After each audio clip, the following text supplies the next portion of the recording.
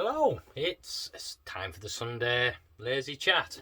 I know I did one yesterday, Saturday catch up, but and that was more of a beer review for Mountain Brewery. I think Mountain Brewing and Mountain Brewery. I think it's Mountain Brewing. Is Mr. Steve Young.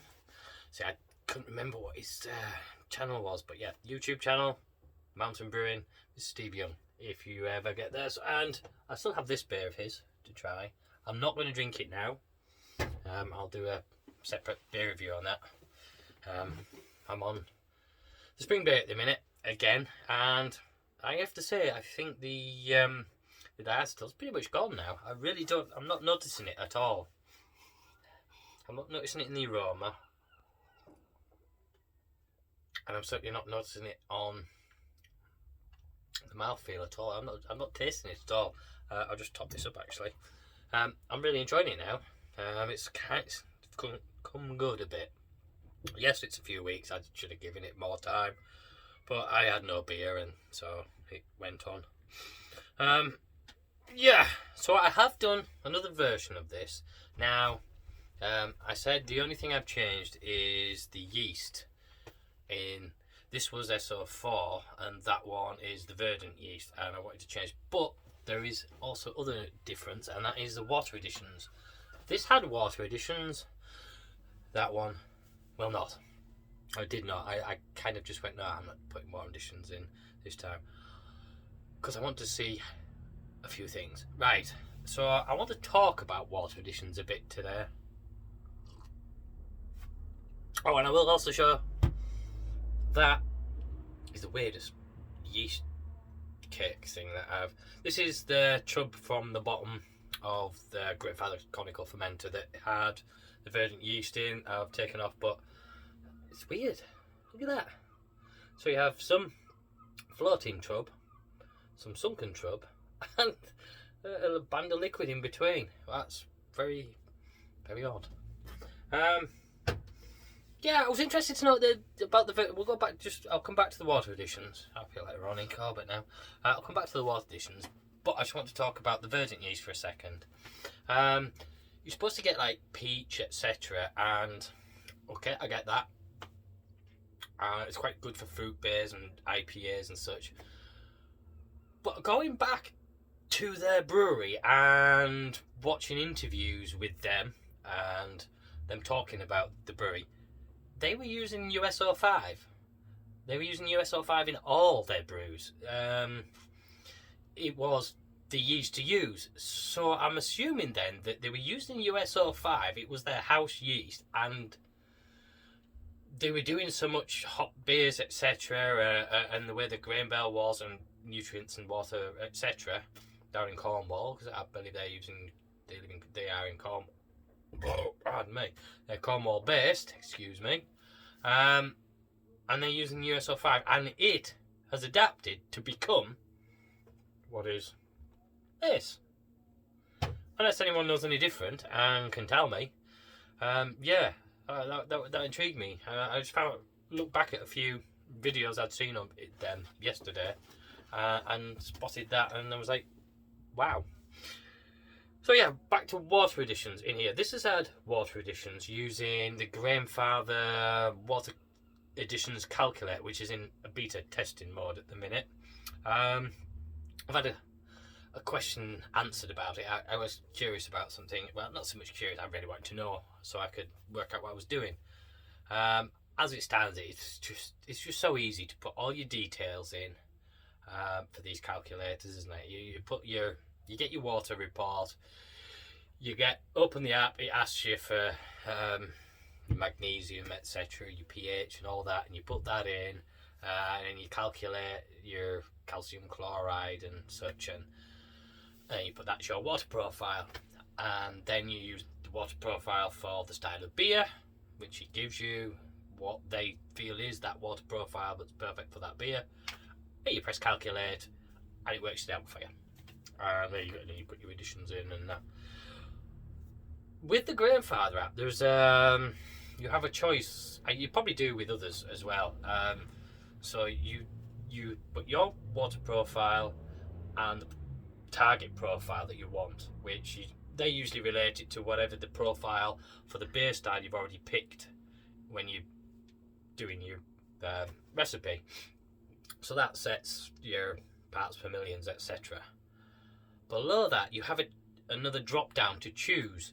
Do you want it to be a balanced beer? Everyone wants a balanced beer, but it balance between your ratio, your sulfate to chloride ratio. So do you want a balanced one that doesn't target bitterness and doesn't target malt? And you can sit there, or you can pick bitter, slightly bitter, bitter, very bitter, too bitter, and slightly malt. You see what I mean? And I was curious because that would set your sulfate to chloride ratio being whichever of those you picked, and I was curious to know what those ratios are for each tag. I mean, it's all right saying I want to be bitter. I want it bitter, which is what I want for like an IPA. I know, like for a New England IPA, you want to be. So I think it's between 2 and 3. Is it? Someone please tell me. I have seen it. I have sure. Well, not quite sure anyway. I've gone for bitter on this because I want to really push it a bit. The hops, because I have a very mildly to soft water, which I believe isn't very good for the brewing of such beers. Like, take this. This is balanced, and I can tell that I get the fruity hops, and a little almost sharpness to it, and a lift that I didn't get before. But there's still there's an accentuation between the hops and the malt, and I get the difference between the two. It is a more complex beer, I suppose, than a more. I'm assuming this will be the one I'm doing. Will be slightly muted because I didn't use any water additions. So yeah, I'm intrigued by the water additions thing at the minute. I've been watching a few videos on a few people. Obviously, John Palmer is the man, and I do have the book, The Water, and wow. If you want to get to sleep on a night, this is the book to read. It does knock you out. It does go into every detail that you could ever wish to need. I mean, I'll have to admit, I was crap at chemistry at school. Hated it. Fucking hated it. I wasn't sure whether it was the teacher or the class in the lesson, but I really didn't get on with chemistry. I didn't see the point of chemistry. Yep, that old chestnut. Physics, yeah, loved it. Happy with physics. Maths, yeah, okay. Chemistry, balls. That's all I could say. Yeah, so now I wish I had taken a lot more notice and done something that was based, I mean, we do these things, subjects, and think, what relevance will they have in the real world? Back then, you were never given the idea that there was a relevance in the real world. Had they done it about beer, and we'd done that, fucking hell, I'd have flown through. Anyway, yeah. I'm still intrigued by this. This is still like that. It's been like this for hours. I'm gonna cling film over the top, band round, and I'll put it in my Keezer, because I do intend to reuse that verdant yeast. Although I have another packet left of verdant yeast, and I'm getting one from Mr. Timmy Jenkins from winning the hop draw number 242. So that's very pleasing. So I'll have that. And I do remember now what the other yeast is. The Sanders yeast. That's be interesting as well. It's New England IPA. Anyway, so I have been trying to set up. Going back to the water profile, I've been trying to set up a profile so I can do a New England IPA. My plan is, what's the word? Simpson's malt. It's the Golden Promise. Yeah. So I'm going with. I think so far I've gone with 5 kilos of Golden Promise, kilo of Pilsner malt, I know I should probably go with more because I don't know why I'm going with Pilsner malt actually. Why I put a kilo of Pilsner malt in. I should maybe just drop that kilo of Pilsner malt, add another kilo of Golden Promise. But I like the Golden Promise. I'll do more brewing with, because obviously I'm chucking maltodextrin in. I'm 500 grams of maltodextrin is going into it. What else did I put in? Munich. Some half a kilo of Munich, I think. I think it's Munich 1, just for colour. And no, I didn't. I put 200 grams of Munich 1 for colour. What else was there? The wheat malt. I think I've got a kilo of wheat malt as well. I'll be chucking some rice hulls in there as well for the mash out, for sparging basically, for the mash, so I can sparge out quite easy, hopefully. So when it came to the profile, it looks like, with the help of Mr. Stuart Prince, Delilah Brewing Company, thank you for sort of pointing me in the right direction now. I mean, I've looked at this water over and over and over. I keep coming back and I keep looking at it and I keep coming back. I've used Bruin and I've had a go with Brewfile and such, and I get lost. I get it. I get so far, and then I kind of just go, I'm not really sure what I'm talking about, what I'm doing, so I drop it again. So coming back at it and having another hit. So I'm using this Grainfather one, and I have to say, so far it has seemed the most. It works for me. I get it to a point. The first couple of goes, I know it was like I was doing this beer and this is the style, and it was saying you want 0.05 grams of something. I was like, what is the point of that? 0.05 grams, okay. This stuff though, where is it? No, I think it's the sulfuric AMS liquor treatment.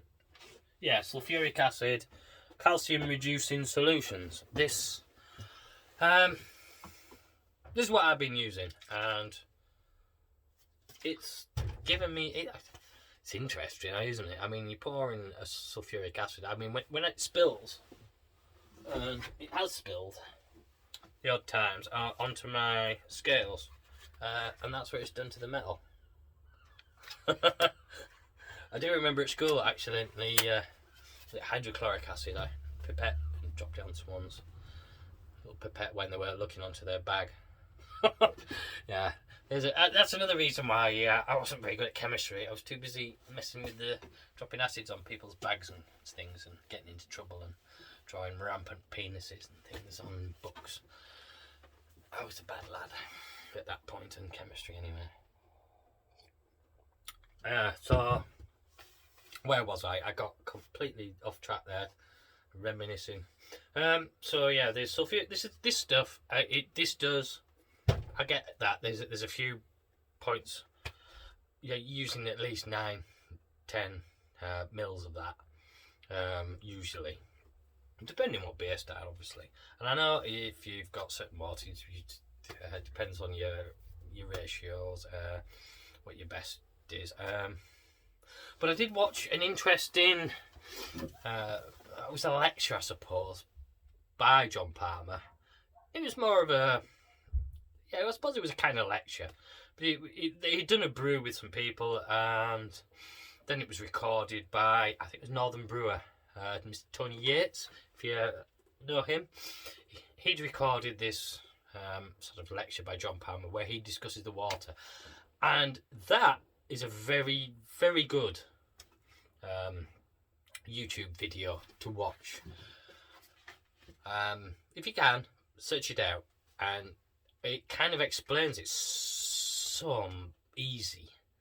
Well, it's not easy. He goes into complex detail, but he makes it seem understandable and so much more. You know when like Stephen Fry talks, and you just feel that as he's talking and telling you stuff, he could be just reading out a shopping list, and you just feel, wow, my brain is absorbing brilliance and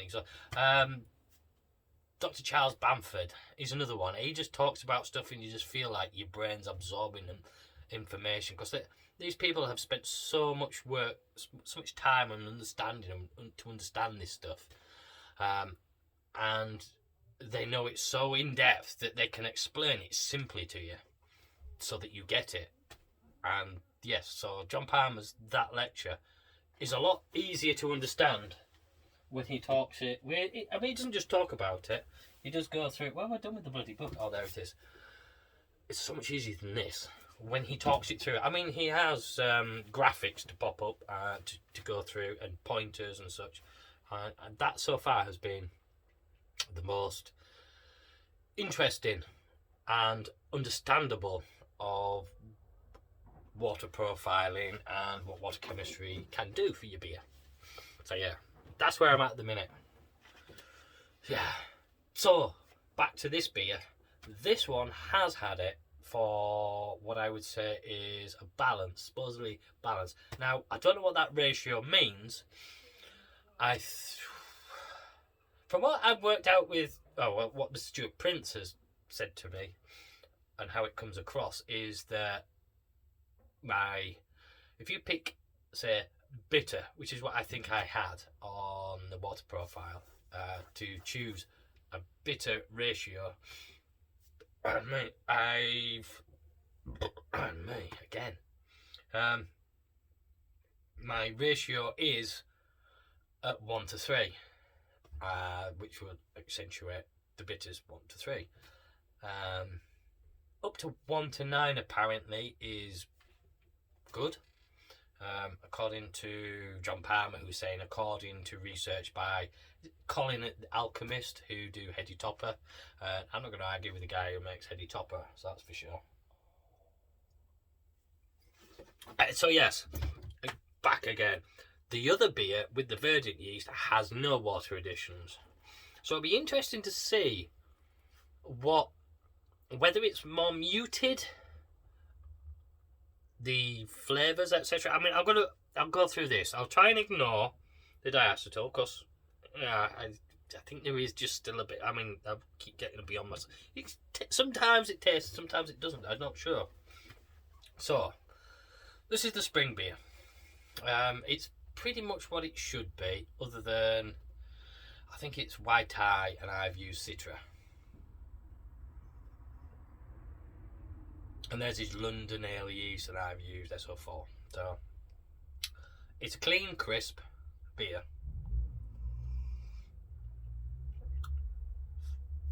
It's quite dry finish.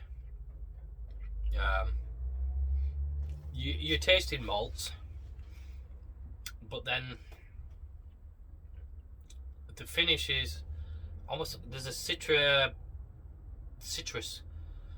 fruity aftertaste, which once it dries your palate. It's quite a dry beer. It dries your palate. I think the IBUs around this is about 26, which for a 5% beer is quite low, I think.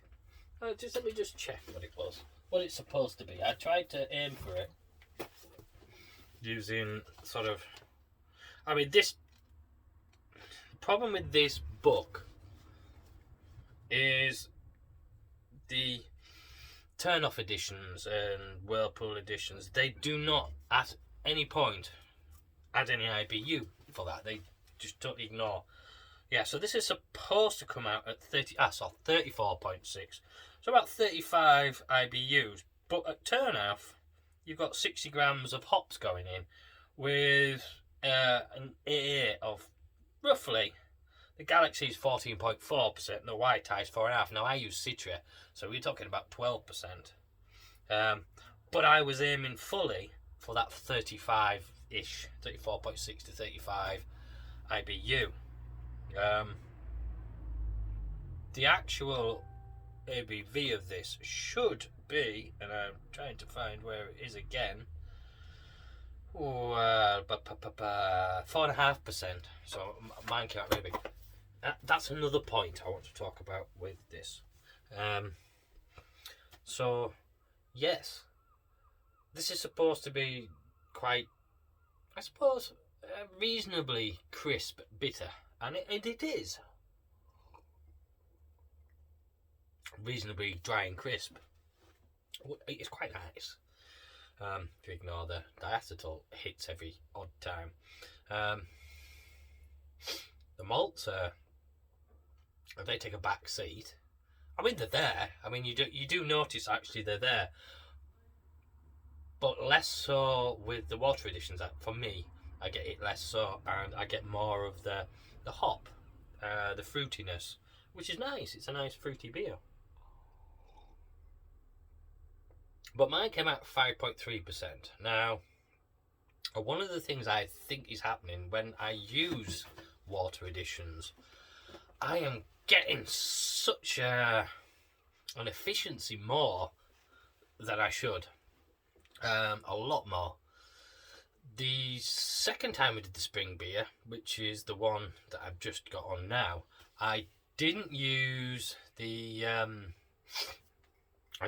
water additions, and I got a lot closer to the original gravity than this one got. And it was just using the same grains, the same crush, same temperature, same times, everything. I know what differences, things like pressure, air pressure cannot alter the boil off, etc. I mean, I live at ground level, and I do notice. We all live at ground level, don't we? I mean, it's pretty much at sea level. I live pretty much at sea level, and pressure varies. You do notice it. It depends. I can get massive rolling boils, and then other days it's just slightly bubbling. So you do notice the difference. And yeah, I suppose you do, depending wherever you are. It's just barometric pressure changes that can cause the difference, obviously. So I do notice that. I have talked total twaddle for a while, haven't I? It's supposed to be more a relaxed chat, this, wasn't it? But it's getting a bit deep and. What do you tell me your views on it? I'd like to know what other people think, how they understand it, the water and such. I think Timmy Jenkins just goes for a specific ratio. He knows his water. He just buys the same water. The Tesco, I think he gets his water from Tesco's. Uses the mineral water, adds his additions that he has. Has his malt profile that he uses, and just changes the hops out. And to be honest, why not? His beers are absolutely amazing. His New England IPAs are spot on. Yeah, and so am I trying to work too much out?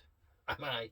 So it will be interesting to know what the flavour of this beer is. But I did notice a difference in not so much the attenuation, it was more the efficiency of the whole thing to get to the point that I got to.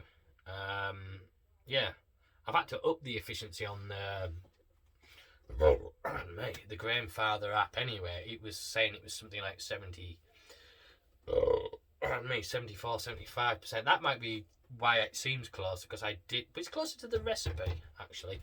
I did change the efficiency in the app from about 75 to 80%, because I am getting about 80% efficiency. But I have to say, yes, I got less efficiency without the water additions than I did with, which you would expect.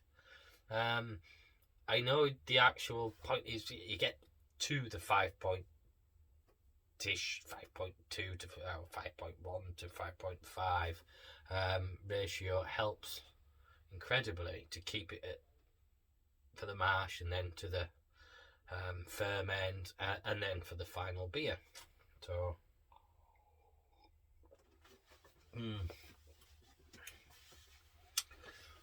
anyway, that's the beer. Let's talk about football.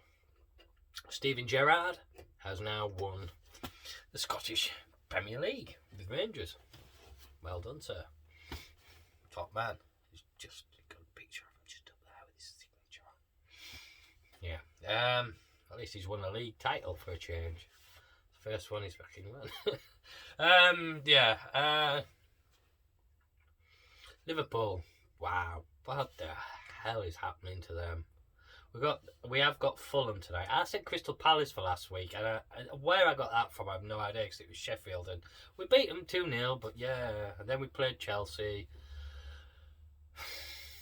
I lost 1-0. I mean, fairness, there was the VAR for that other goal that didn't count. We got lucky with that one. I mean, yeah, let's talk about VAR. Let's talk about fucking VAR. Wow. I did agree for a long time with the idea of VAR offside. You're either onside or you're offside. But we are down to fucking millimetres. And I know that is exact. And that, I like to be... I like the fact that it either is or it isn't. But down to that... This is a sport. I mean...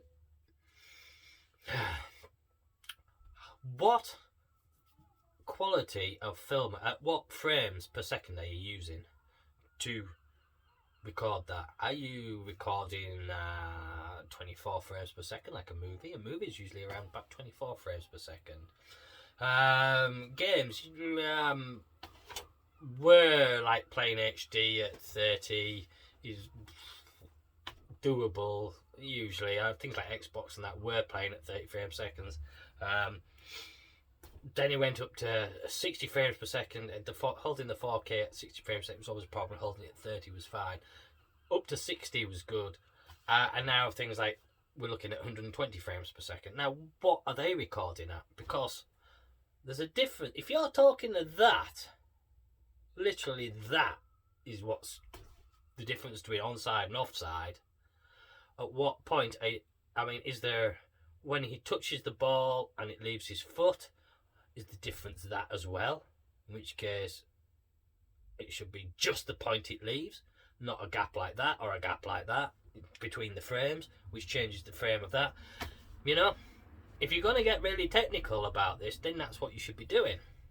Upping the frame rates and checking the frame rates with the lines. How thin is your line? And you know, it's just like, yeah. I fucking hate it. I mean, I did think VAR needed to come in. I did think things like goal line technology has been brilliant. If you look at tennis and cricket, the technology involved in that, and rugby with VAR, all works perfectly. Put it into football, it turns to shit. It's just that and the offside, the new handball rule. They've changed the handball rule again. Why? Because it was shit. Yeah. And it has worked against Liverpool more than any other club this season. Also, the injuries. Was it number of minutes of players have been injured for? At the second highest is Leicester, with something like 204 minutes of injury time for players, and Liverpool is double that. I mean, I'm not giving excuses. They looked shit when they played Aston Villa and they had a full squad then and got absolutely battered 7-2. There was obviously a major problem there then and no excuse for it. But yeah, I can add those little bits to say, look, this is also not helping. I mean, we lost our two centre-backs, so we put midfielders back into centre-backs. Those two are now injured, so we bought two centre-backs. Now those two are injured. What's going on at centre-back? Yeah? Yeah. Don't get me started about Liverpool Football Club. And then Man United's coming back. Ole Gunnar Solskjaer.